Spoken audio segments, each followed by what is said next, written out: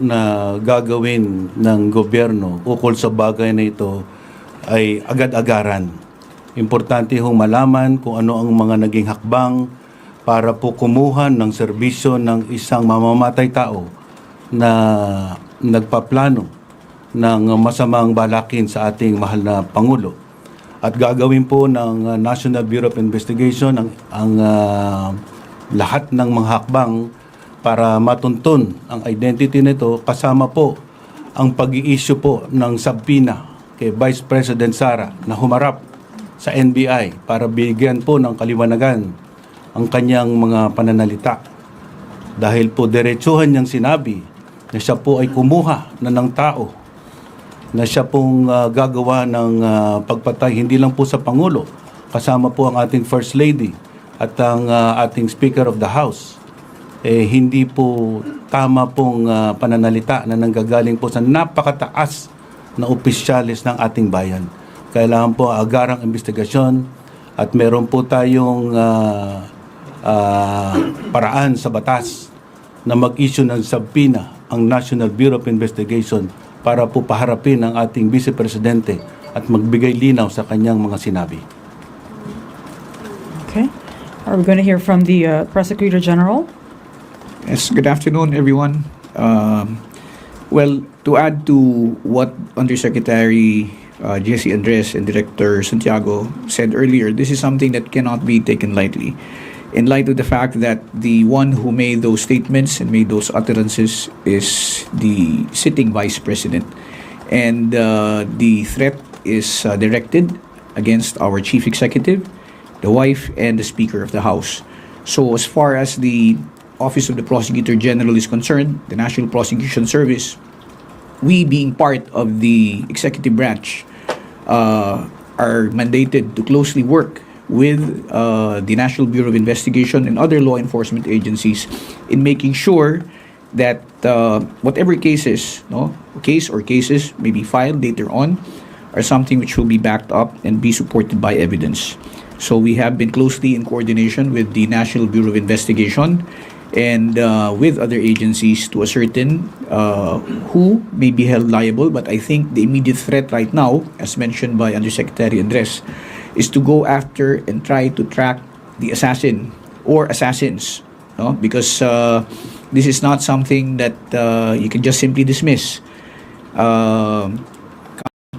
Coming from a sitting Vice President who is just an earshot from the presidency, if she decides to run, it is something na titingnan natin yung motivation. We have to look at the motive for doing it.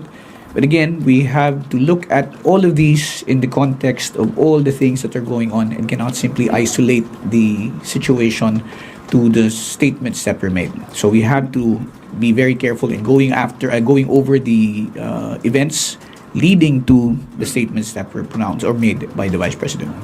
Thank you. Now Dagdag ko lang.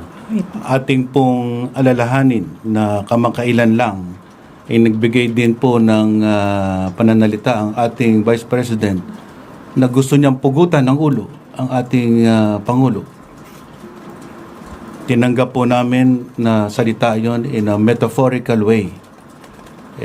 Isang simbolismo lang ng kanyang galit. Ngunit sa kanya pong bagong pananalita, hindi po maaring isang tabi lang yan at kailangan po ng ating gobyerno na kumilos dahil po ang isang halal na Pangulo ay binigyan po ng banta ng isang mataas ding opisyal ng gobyerno na may kakayahan din na gawin ito.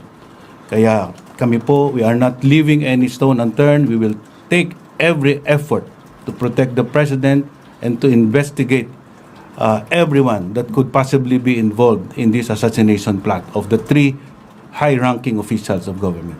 thank you. Let's open the floor to questions. First one is Chona Yu, People's Journal.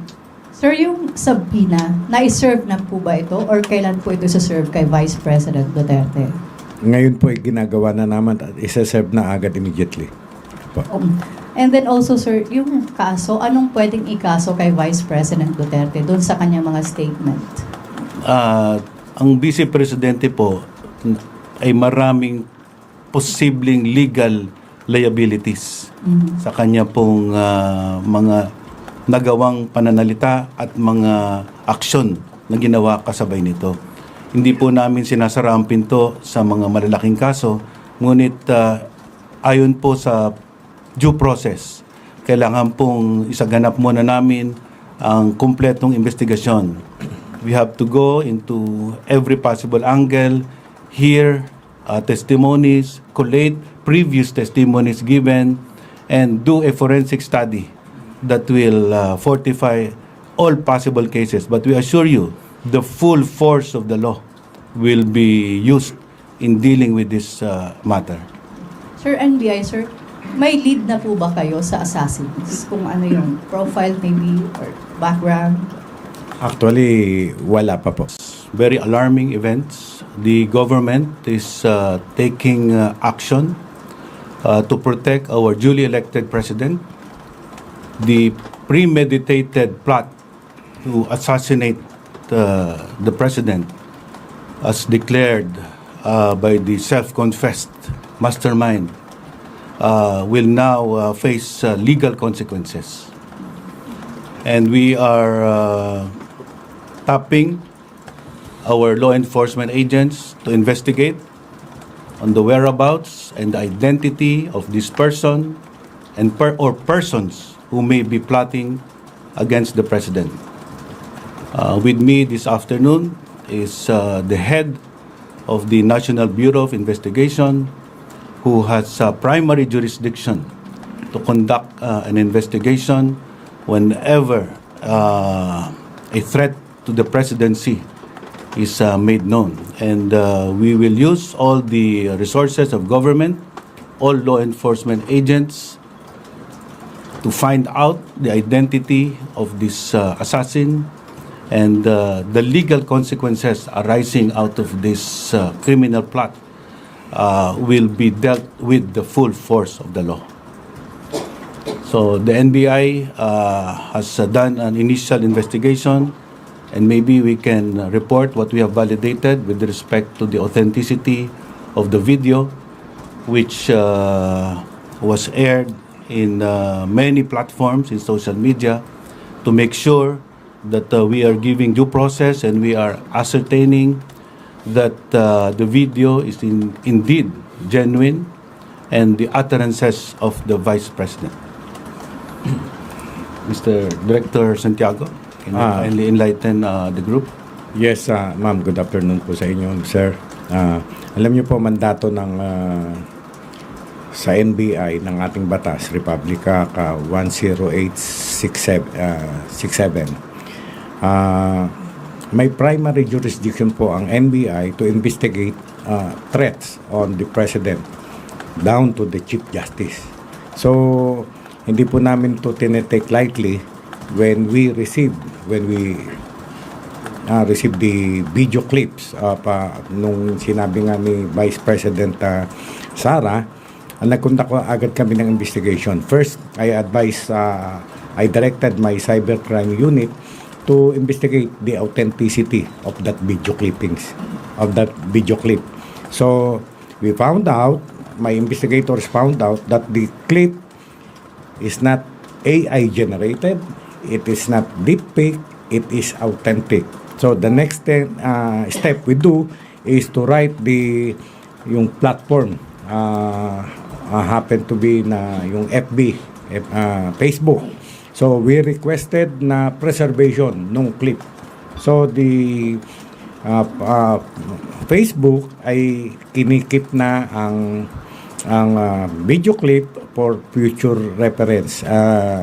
Granted na po yung request namin na naka-save na po yun.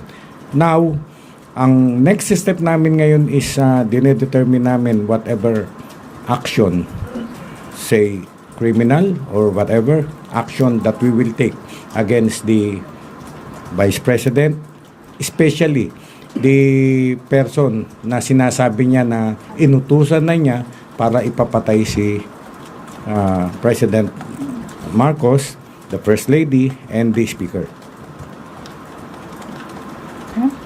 Thank you. Ang investigasyon po